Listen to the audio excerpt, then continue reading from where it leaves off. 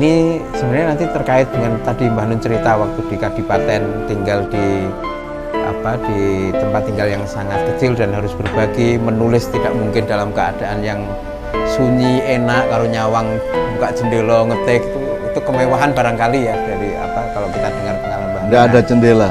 Nggak ada jendela. Yang ada itu papan-papan yang dijejer kayak toko kan. Itu kan kios-kios sebenarnya, kios-kios itu yang saya sewa satu untuk kamar mandinya ya bareng karo wong tonggo-tonggo. Jadi ada satu peta kios yang gitu ya. Ada satu peta yang tidak untuk kios tapi untuk sumur dan kamar mandi. Nah, teman kita ini si Mas TA ini mau menanyakan tentang membaca. Tadi ngetik, menulis. Nah, ini perihal membaca. Nah, dia pernah mendengar, saya bacakan. Saya pernah membaca di tulisan Mbah Nun bahwa Mbah Nun hanya membaca 5 buku. Nah, itu buku-buku itu apa saja 5? Jadi mungkin dia Jadi punya... tolong jangan ada asumsi atau ketakjuban seolah ini sebuah kehebatan ya. Sebenarnya membaca itu kan tergantung beberapa hal sekaligus, tergantung bukunya, tergantung membacanya, tergantung cara membacanya, tergantung kehendak Allah di dalam jarak antara buku dengan orangnya kan gitu. Jadi ada orang baca buku 10 mendapatkan sesuatu yang lebih kecil atau lebih rendah dibanding yang hanya baca buku 1 bisa juga. Terserah Allah dan terserah kita mencari yang terbaik dalam soal membaca. Karena kalau Allah kan bilang Iqra itu kan rumus dasar kehidupan. Iqra, bacalah. Nah ternyata bacalah yang dimaksud adalah membaca alam semesta, membaca kehidupan manusia, membaca apa saja, membaca pemerintah, membaca presiden, membaca DPR, membaca keadaan sosial politik, membaca keadaan buruh, membaca apa saja. Jadi kalau yang disebut membaca 5 tadi itu kan awal-awal ketika saya mencoba menyentuh informasi. Jadi informasi yang sebenarnya adalah yang terjadi di sekitar saya. Sampai saya menulis Indonesia bagian dari desa saya itu karena ada yang orisinal desa saya, ada yang unsur-unsur dari Indonesia yang masuk ke desa saya. Gitu ya. Misalnya kalau dulu ada Pak Kebayan, Pak Bayan atau Kami Tuwo kan sekarang nggak ada. Berarti ini unsur Indonesia masuk. Jadi Indonesia itu bagian yang merusak desa saya. Kalau dulu kan ono Pak Bayan, ono Kami Tuwo, ono Kepetengan. Saya dulu Kepetengan itu kan kepala keamanan, semacam kepala keamanan yang mengurusi desa ketika gelap gitu. Terus ada macam-macam dulu, itu semua kan hilang karena Indonesia masuk. Jadi Indonesia ini adalah bagian yang memang merusak desa saya sampai hari ini. Misalnya. Nah, membaca, itu semua kan saya baca. Nah sekarang membaca yang dia maksud adalah buku, ada teks, ada kata-kata, ada cetakannya, ada urut-urutannya dan seterusnya. Nah, ketika saya awal-awal mencoba bersentuhan dengan informasi tentang kehidupan, tentang dunia, tentang Indonesia, yang saya baca pertama adalah komik yang saya beli di pasar Sumombito. Jadi Sumombito itu kira-kira jaraknya 3,5 km dari desa saya.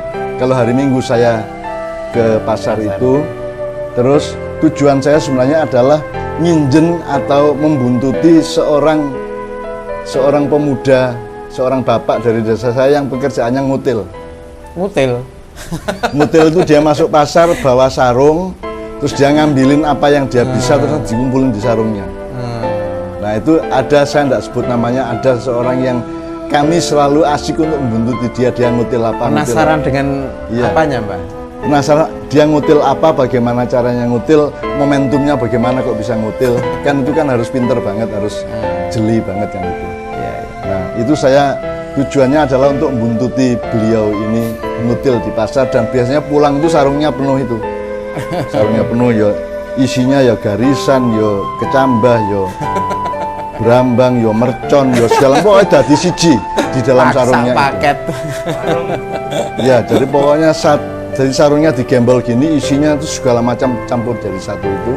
Tapi tolong diperhatikan bahwa kelak beliau ini husnul khotimah dan beliau adalah penghuni utama musola Padang Bulan yang di depan itu. Nah, beliau ini orang yang paling rajin sholat jamaah kelak ya, kira-kira ya 40-50 tahun kemudian, dan husnul khotimah alhamdulillah. Dan dia sangat akrab sama saya sangat akrab sama dia. karena selalu saya goda-goda sampean biyen ya apa carane kok pinter ngutul iki biyen ya apa. Itu kan juga bacaan yang luar biasa. Orang ribut-ribut berkerumun beli mercon. Terus di antara yang berkerumun itu ada si beliau ini. Terus beliau tiba-tiba di tengah celbung ribut itu dia bilang, "Pak, endi iki beratune? Beratu itu bonus. Endi bonus gua aku." Terus dia dikasih bonus padahal dia enggak beli. Jadi dia di situ berkerumun, dia tidak ikut beli tapi dia minta bonus. Jadi saya kira itu pembacaan yang luar biasa bahwa banyak sekali dalam sistem masyarakat kita orang-orang yang semacam itu, yang tidak ikut berjasa tapi ingin ikut dikasih tanda jasa, ya toh. Orang yang selalu ngaku-ngaku, orang selalu mencari pencitraan dan seterusnya dan seterusnya. Nah, saya kemudian di pasar Sumambida itu saya beli buku Angling Darmo Badik Madrim. Itu Angling Darmo Badik Madrim. Itu Raja Bojonegoro, kerajaan zaman dulu yang istrinya Setiawati, yang di situ saya mulai kenal dunia santet, dunia silat, dunia macam-macam dari zaman yang lalu. Kemudian saya baca Nogo Sosro Sabu Inten, Api di Bukit Menoreh, ya. Kemudian kalau kayak Koping Ho saya tidak sempat baca beneran. Kemudian ketika saya di kantor, ya satu-satunya buku yang saya punya dan saya mulai baca dikit itu Durratun Nasihin. Itu buah nasihat. Jadi intinya itu seperti kumpulan nasihat-nasihat. Itu buku kelas rendah dari pesantren gitu ya. Jadi saya belum pernah belajar di pesantren sampai ke tingkat yang Kiai seperti Pak Yai Muzamil tahu segala macam buku itu. Saya hampir tidak punya buku apapun yang dari pesantren kecuali Durratun Nasihin. Karena saya ini gini, Hel. Saya baca satu kalimat itu muncul banyak kalimat di otak saya, di hati saya. Jadi kalau saya baca satu alinea, saya di sininya muncul satu halaman. Kalau saya baca satu halaman, di sini muncul satu buku. Jadi saya tidak pernah merasa jenak untuk membaca buku karena di sini langsung muncul macam-macam. Maka saya sekarang alhamdulillah sama Allah diberi peran untuk menulis sepanjang apapun saja saya tulis. Itu karena bagaimana baca buku, saya dapat baca satu kalimat, di sini muncul 10 kalimat. Membaca itu tergantung Anda subjeknya dari membaca itu ataukah Anda objek dari yang Anda baca. Dari yang dibaca.